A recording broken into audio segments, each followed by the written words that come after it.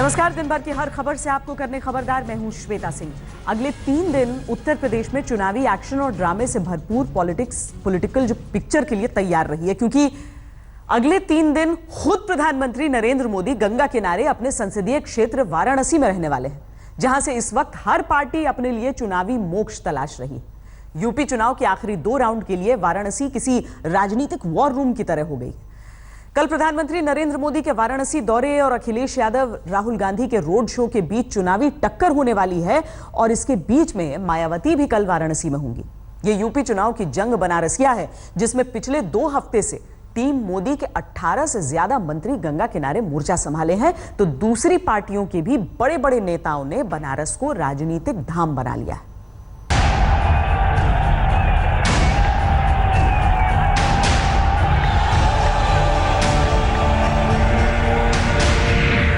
चौदह दिन 18 मंत्री और कल खुद प्रधानमंत्री।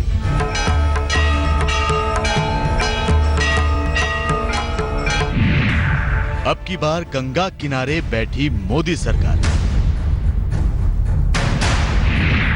मोदी, माया, राहुल, अखिलेश का आखिरी रण।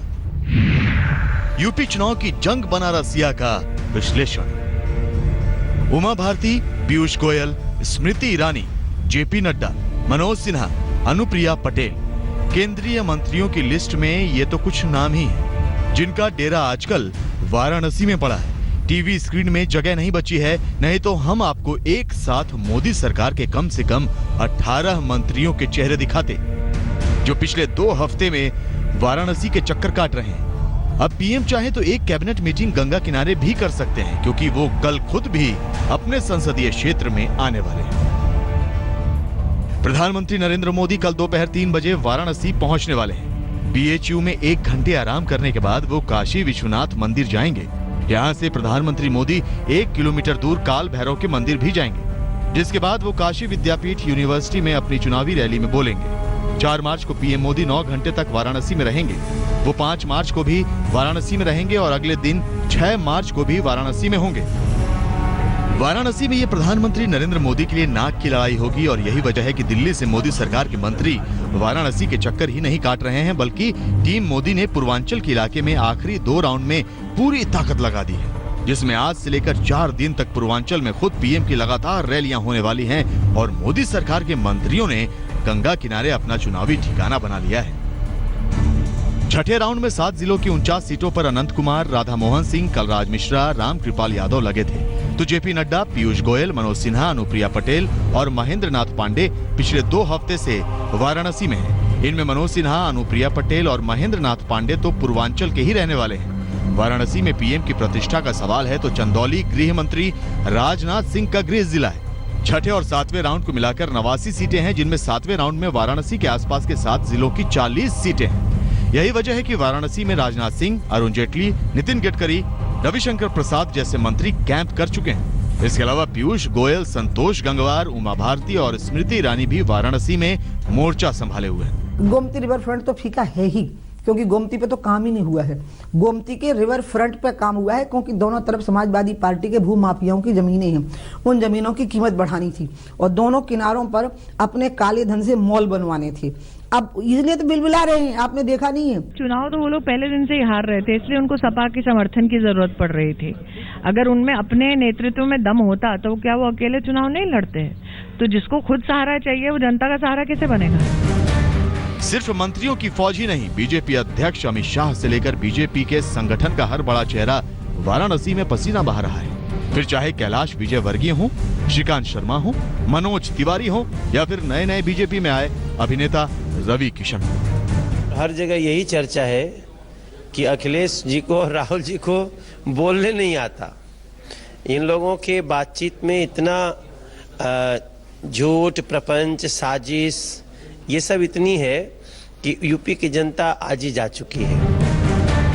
यानी एक तरह से वाराणसी पूर्वांचल की पावर पॉलिटिक्स में बीजेपी का वॉर रूम बन चुकी है, जहां से आखिरी राउंड की 89 सीटों के लिए नेता, अभिनेता, मंत्री और खुद प्रधानमंत्री तक उतर गए।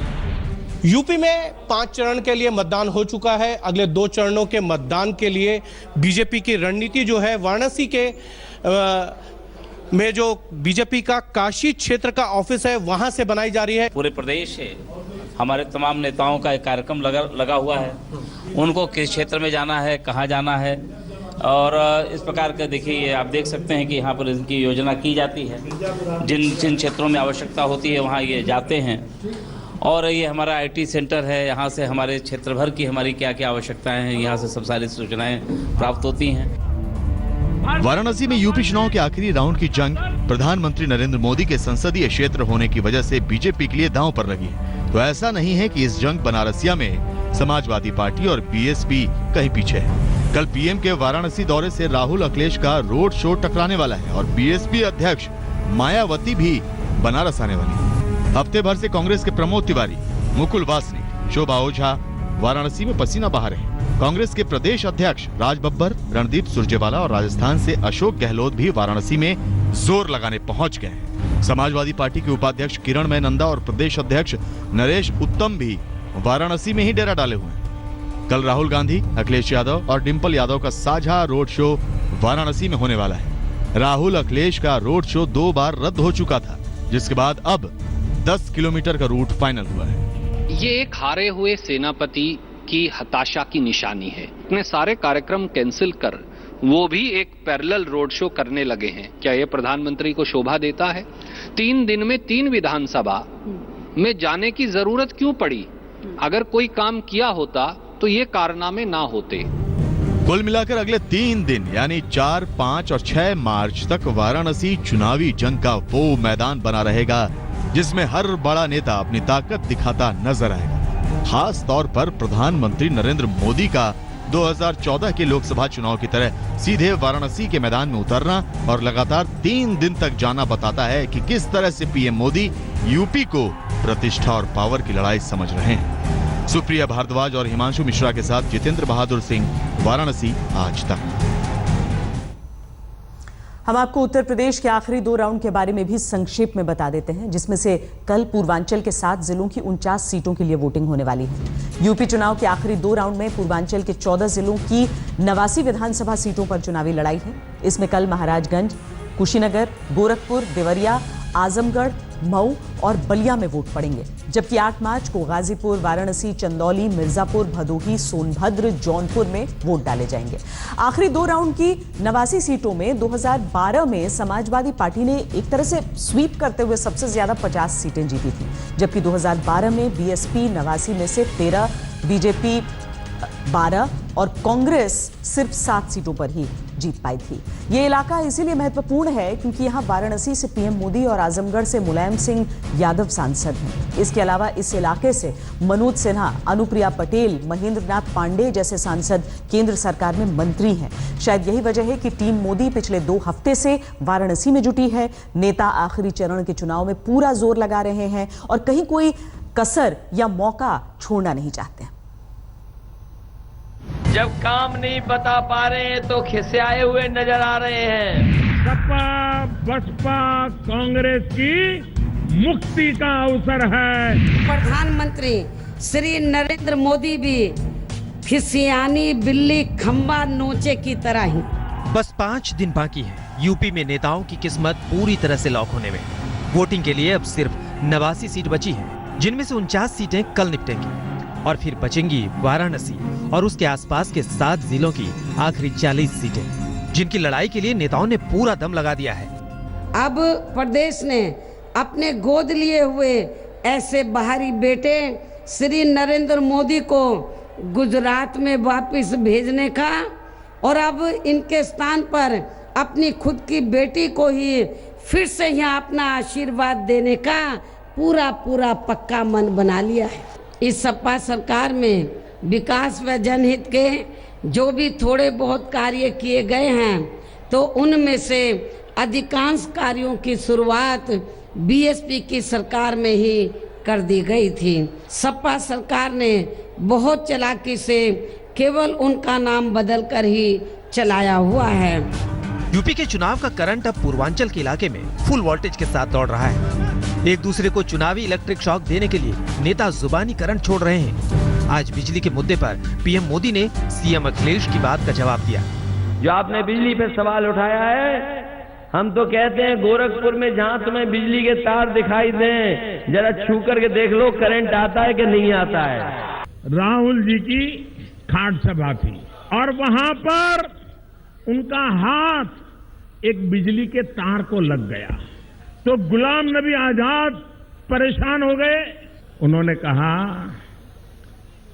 गुलाम नबी जी आप चिंता मत कीजिए, ये उत्तर प्रदेश है, तार है, उसमें बिजली नहीं होती है। क्या अब मुझे तार को छूने की जरूरत है क्या? आज प्रधानमंत्री नरेंद्र मोदी यूपी के मिर्जापुर में रैली कर रहे थे तो अखिलेश यादव गाजीपुर में थे। कल राहुल गांधी वाराणसी में जोर लगा रहे थे। अब राहुल और अखिलेश दोनों वाराणसी में मोदी से टक्कर लेने वाले हैं। ये है नोटबंदी, ये है मोदी जी की भ्रष्टाचार के खिलाफ लड़ाई। गरीबों से पैसा खींचो, अमीरों को सींचो।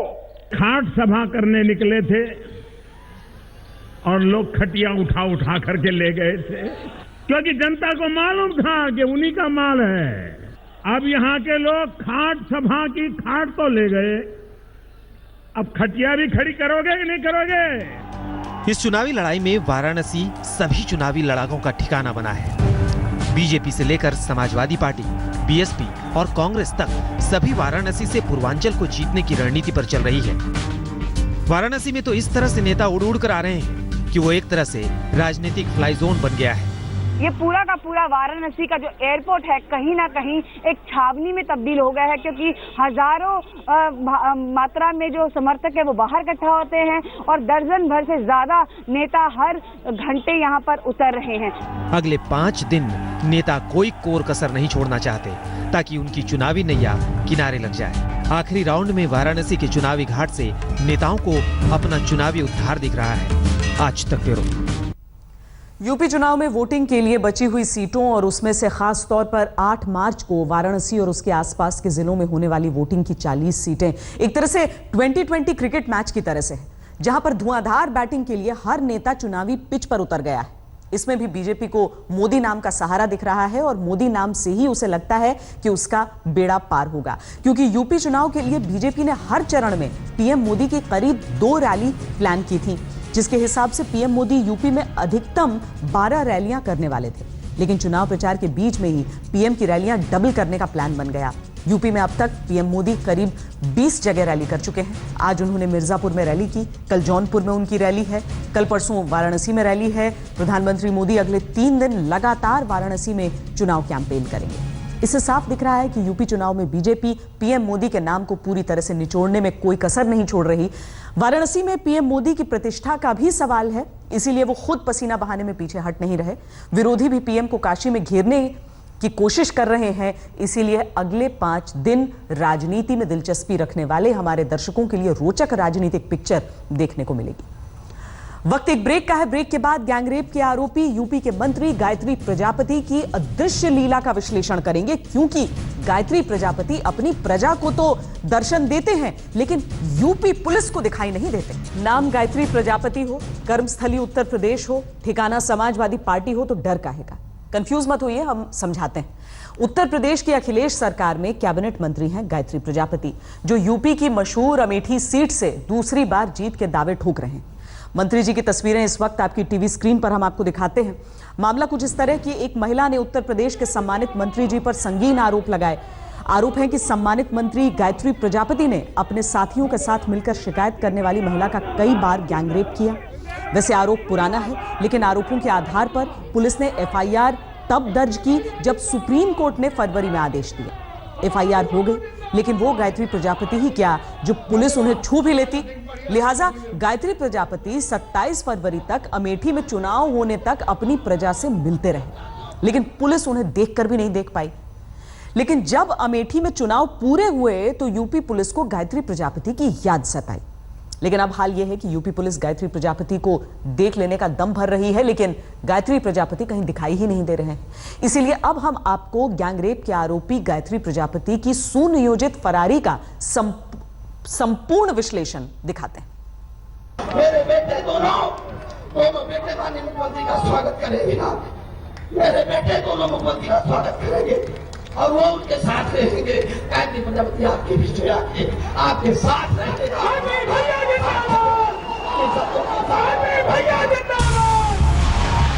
20 फरवरी की बात है जब अमेठी की चुनावी जनसभा में फूट फूट कर रोते गायत्री प्रजापति भावुक होकर बोल रहे थे कि रेप का आरोप लगाकर उनके साथ कितनी ज्यादती की गई है, और फिर वो आंसू पोंछते हुए मंच से उतर गए।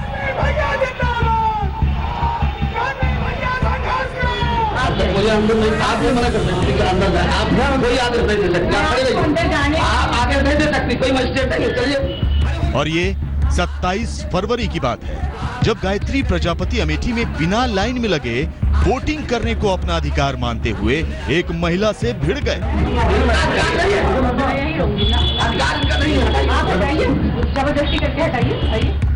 बिना लाइन में लगे वोट डालने के बाद गायत्री प्रजापति उंगली दिखाते हुए बाहर निकले। मतदाताओं की लाइनों और पत्रकारों के सवालों को चीरते हुए गाड़ी में बैठे। बस यही वो जगह है जहां गायत्री प्रजापति आखिरी बार देखे गए थे। तभी से यूपी पुलिस गायत्री प्रजापति के दर्शन को तरस रही है। हम लोग इसमें प्रयास कर रहे हैं। इसमें कुल मिला के 7 अभियुक्त हैं जी, जिसमें एक जो मंत्री जी हैं वो हैं और 6 अभियुक्त और हैं। तो 7 की जो भी आगे की कार्रवाई है, अरेस्टिंग की कार्रवाई है, वो हम जल्दी करेंगे। बात दरअसल ये है कि साल 2014 में बुंदेलखंड की एक महिला ने गायत्री प्रजापति और उनके पक्के दोस्तों पर गैंग रेप का आरोप लगाया था। आरोप के मुताबिक गायत्री प्रजापति एंड कंपनी ने खनन का ठेका देने का झांसा देकर महिला को नशीली चीज पिलाकर गैंग रेप किया। ब्लैकमेल करने के लिए उसकी तस्वीरें ली गईं।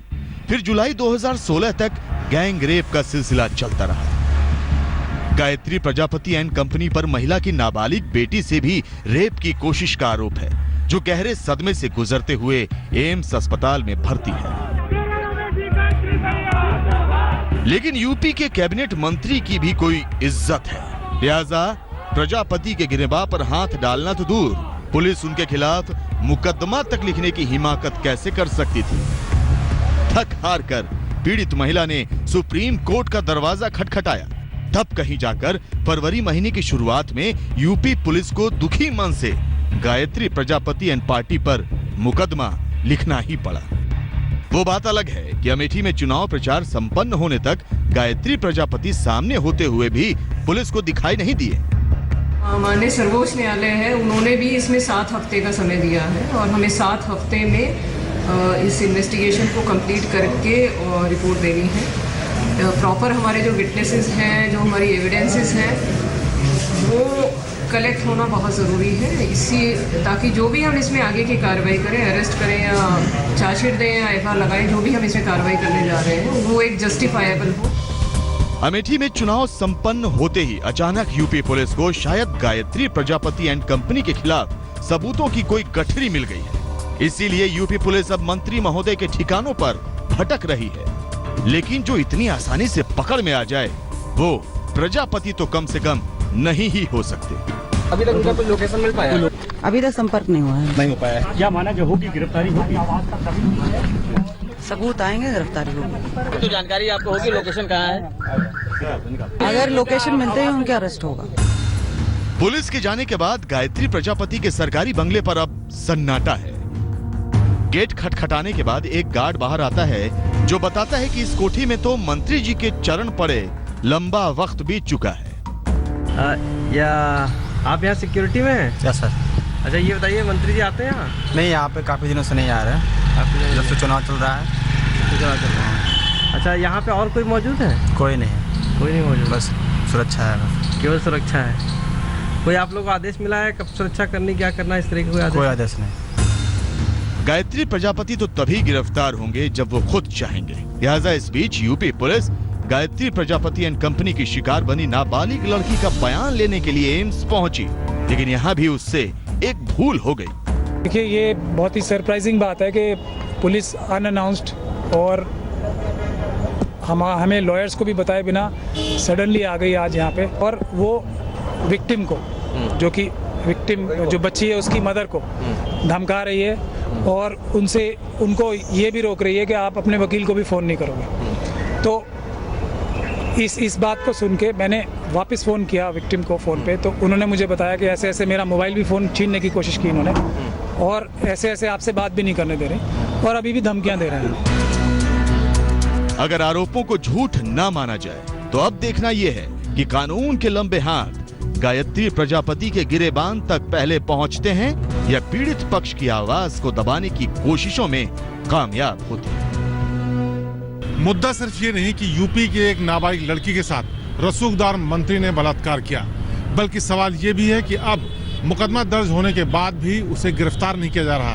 हैरानी की बात तो ये है कि एम्स में इलाज करने के दौरान न सिर्फ लड़की को धमकी दी जा रही है, बल्कि पुलिस अब तक आरोपी को पकड़ने में भी नाकामयाब रही है। वजह साफ है, यूपी के इस रसूखदार मंत्री को पकड़ने के लिए यूपी पुलिस अभी तक हिम्मत नहीं जुटा पा रही।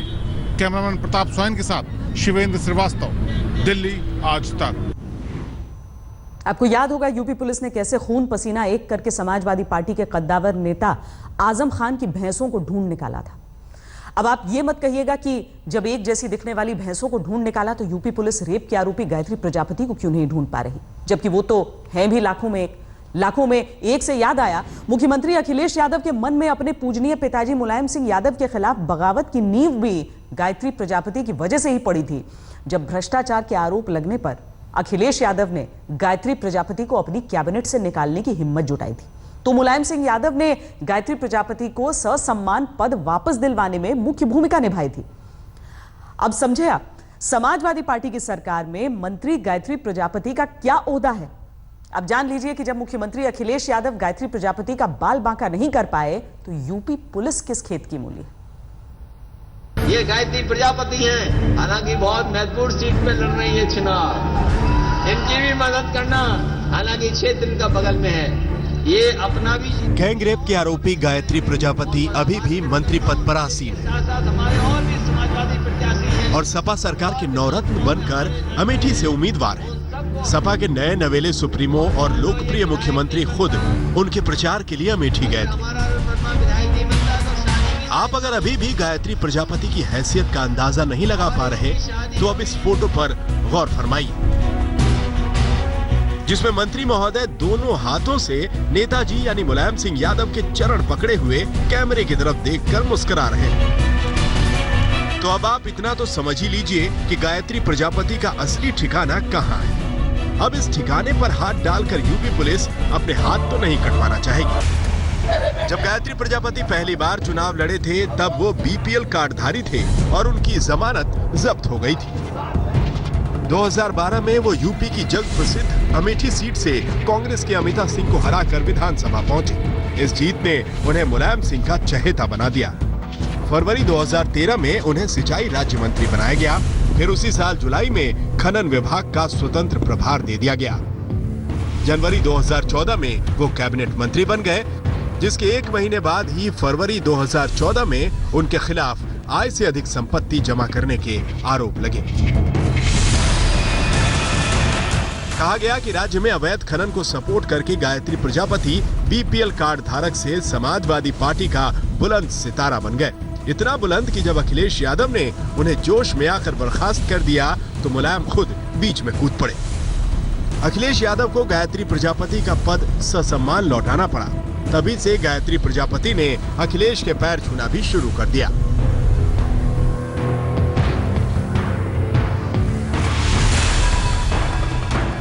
गायत्री प्रजापति होने का महत्व इस बात से भी समझिए कि जब मुलायम सिंह यादव और उनके करीबी भाई शिवपाल यादव समाजवादी पार्टी से बेइज्जत करके हाशिए पर डाल दिए गए, तब भी रेप के आरोपी गायत्री प्रजापति अखिलेश कैबिनेट की शोभा बढ़ा रहे हैं। इसीलिए अगर यूपी पुलिस गायत्री प्रजापति को ना देख पाने का नाटक कर रही है तो उसकी मजबूरी भी तो समझिए। शिवपूजन झा, लखनऊ, आज तक। अब तो आप समझ गए होंगे कि गायत्री प्रजापति के सिर पर रखे सियासी हाथों के आगे कानून के लंबे हाथ इतने छोटे क्यों पड़ रहे हैं। हालांकि इस मामले में ब्रेकिंग न्यूज यह है कि यूपी पुलिस को अपने विश्वस्त सूत्रों से खुफिया जानकारी मिली है कि गायत्री प्रजापति देश छोड़कर भाग सकते हैं। इसीलिए देश की सुरक्षा एजेंसियों ने एयरपोर्ट्स पर हाई अलर्ट जारी कर दिया है। वक्त एक और ब्रेक का है। ब्रेक के बाद पाकिस्तान में दाऊद इब्राहिम की आजादी की गवाही देने वाला वीडियो पाकिस्तान की एक तस्वीर दिखाते हैं अब आपको, जो पाकिस्तान का सच दिखाएगी। ये जुबान जो है वो आतंकवादी संगठन लश्कर तैयबा के सरगना हाफिज सईद के बेटे तलहा सईद की। तलहा सईद का एक वीडियो सामने आया है जिसमें वो पीओके में भीड़ को दाऊद इब्राहिम का नाम लेकर आतंकवादी बनने के लिए उकसा रहा। ये वीडियो 5 फरवरी को शूट किया गया था। इस दिन को पाकिस्तान कश्मीर दिवस के तौर पर मनाता है। वीडियो में आतंकवादी हाफिज सईद का बेटा लोगों से पूछता है कि क्या वो डॉक्टर, पुलिस या जज बनेंगे। भीड़ का जवाब ना में आता है। जब तलहा पूछता है कि क्या वो दाऊद और बुरहान वानी जैसा बनना चाहते हैं तो भीड़ चीख कर कहती है, हाँ भैया। वकील बनोगे, पुलिस बनोगे, वकील बनोगे, बुरहान बनोगे, बुरहान बनोगे, बुरहान बनोगे, पुलिस बनोगे, वकील बनोगे, बुरहान बनोगे, बुरहान बनोगे, बुरहान बनोगे, पुलिस बनोगे। यानी लोगों को वहां पर ये लोग क्या बनाना चाहते हैं वो भी इन वीडियो से साफ है। खबरदार में इतना ही। देश और दुनिया की बाकी खबरों के लिए आप देखते रहिए आज तक।